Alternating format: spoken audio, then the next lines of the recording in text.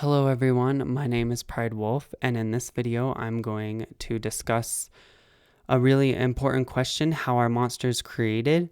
And we are going to be looking at the story of Frankenstein to help answer and articulate this question. So before I begin, I want to talk about basically three different kinds of monsters. In the last part, which is part 1, I talked about two different kinds of monsters. There are predators, which are kind of instinctual and natural monsters of the world. They are purely there to eat and swallow people, right? That's what they do. They're carnivores. The other monster is a fictional monster. So these are like dragons, vampires, werewolves, ghosts. These are fictional monsters created with predator-like characteristics so that they can give a face, and they give a face to certain fears that ultimately branch off of our main fear, which is being eaten. So those are the two kinds of monsters. The third kind of monster is a realistic kind of monster, and these are the monsters who are people, who kind of choose to be monsters or are kind of turned into monsters based on their circumstances. So, for example, Hitler would be a monster. Stalin would be a monster. The Nazis would be monsters. Charles Manson would be a monster. Jeffrey Dahmer would be a monster. Any one of those people, war criminals, evil leaders, psychopaths. These are people these are real monsters. And you know how when you call someone a monster, what you're doing is you're pointing out how evil and immoral they are. And so in part 2, we're going to be talking about these kinds of monsters, these people-like monsters. And right, there's a really fundamental question: are these people made into monsters, or do they choose to be monsters? Are they more kind of like a predator where they're kind of just born as a monster and that's what they're meant to do? Or was it from their own choice? So, and Frankenstein was written by Mary Shelley. And she was 18 when she wrote it, I think. So it's a really, really great monster story for someone that wrote it so young. I think it's pretty awesome. So anyway, I think Mary Shelley indirectly puts forth 2 points. Well, not 2, but mostly 1. And she's basically saying that monsters are turned into monsters by their creators and their circumstances. That no one really chooses to be a monster. It's kind of something that's put upon them. That the monster life chose you. You didn't choose the monster life. So basically, the creators of monsters are the true monsters. And Richard Kearney kind of also pointed this out in his article on terror. And this article is another great article that talks about monsters. So you can learn about a lot about monsters if you read it. We're not going to go in much depth in it because it's very complex and it's very long, but it's just something to know about. Victor Frankenstein, who is the scientist who created the monster, is the true monster, according to Shelley. Indirectly. She doesn't actually say this, but that's kind of what the novel is saying. So why is Frankenstein the monster? Well, the monster, or the creation, said to himself after his creator failed to provide support to him, quote, "I was dependent on no one, and I related to none. What did this mean? Who was I? What was I? Whence did I come? What was my destination? These questions continually recurred, but I was unable to solve them." End quote. Since the monster didn't know anything, and because he couldn't answer the questions he asked himself, he was like a child. And as a child, he couldn't be responsible for any of the bad things that he later does. Since the monster couldn't take responsibility as a childlike creature, Victor Frankenstein becomes responsible for the monster. So no matter what the monster does, even if he does bad things, it's Victor Frankenstein's responsibility. It's ultimately his fault. And so Frankenstein is the real monster, right? And so what really makes Victor Frankenstein the monster here is that he created life without any intention of nurturing it. He created this life with no purpose that had like that didn't have any guidance or any way of learning about the world. And so it's immoral and it's irresponsible. And then, of course, the monster in Frankenstein is a hideously ugly monster that births from lightning, who's very, very tall. And so he almost looks like a predator. And so he's like the werewolf and the vampire and the ghost in the sense that he has the characteristics of a predator. And so he is a face of a fear. And what is that fear? It's Victor Frankenstein's fear of responsibility. And it's also his inability to take responsibility and to be moral.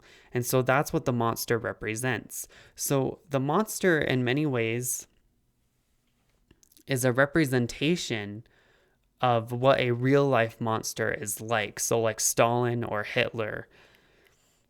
But it has those predator characteristics to kind of give a more fictional face, you know. So even despite the fact that Victor Frankenstein abandoned the monster was still benevolent and still had good intentions. So the monster wasn't evil. It wasn't an evil thing to begin with. It actually had good aspects to it. Like, for example, the monster tried to introduce himself to the blind man because the monster was ugly and he knew that people judged him based on his complexion. The blind man doesn't reject him because the blind man actually sees, and this is ironic, he actually sees the true character and the true goodness of the monster. But of course, the monster ended up being chased away by the rest of the DeLacy family because the DeLacy family judged him based on his looks. And it's ironic because the people who can see can't actually see the monster for who he is. But it's weird though, because once the monster is chased away, and when the monster realizes he can't have intimacy and love like other people, it's unfortunate because the monster, out of envy, became a real monster and he swore revenge on humanity. And so he starts doing terrible things and he becomes destructive and depressed and he gives up on being good and doing the right thing. He chooses to be bad. When discussing this novel, some people refer to the monster as a creature. And notice how crete is the same root word in create. And so the creature is just a creation of a creator. And so you could say that when the monster finally learns about the world and when he's rejected and he chooses evil, he moves from being a creature to a true monster. This kind of makes you question, did the monster become a monster because of his circumstances and because he was ostracized and because he had a bad parent? Or did he choose to do it? You know, this is the big question here, right? It's kind of like, do we have free will or are we kind of just predestined from birth what we're going to do? Are humans just expected to do evil or to do good without really having a choice? And Mary Shelley, in my opinion, would say that monsters don't have a choice. They become monsters because that's who they are. They just become monsters based on their circumstances. But you have to wonder, like, why is there any good in the world? If people just kept doing evil to each other without having a choice, wouldn't evil just end up taking over the world? Wouldn't good just slowly go away? Wouldn't good just cease to exist? How come is it that some people with really bad circumstances, and even when they're ostracized, they still do good and they still do good things. So in contradiction to what Shelley may argue that monsters are created instead of monsters choosing to be monsters, I would argue that monsters do choose to be monsters. That Hitler did choose to be a monster. That Stalin did choose to be a monster, despite them not having the best backgrounds. And you have to remember, Frankenstein is a fictional story, so it's going to be a little bit dramatic and not realistic. This is just a story kind of dramatizing what it feels like to be neglected by your parents. It feels like you have nothing. It feels like there's nothing there for you. But everybody has some kind of grounding. I don't know. Maybe someone would disagree. But ultimately, I think what the story is saying is that the monster is a demonstration. It's a face of the fear of our failure to be good parents and to own up to the fact that we weren't good parents. And also our failure to let go of unfortunate past as children and to take responsibility of our own lives as adults. Because when we're children, yeah, we can't control what happens. We're not responsible for any bad things that we do. But when we reach adulthood, you have a choice. You can choose to be a monster and just be a monster that does monstrous things because you're a victim. Or you can choose to create yourself and you can choose to be a better person. You can choose good. You can choose morality. Because ultimately, I think we have free will. We are not predestined. We are not fated to do evil till the end of time. We have the choice to do good, especially because if you want to stop evil in the world,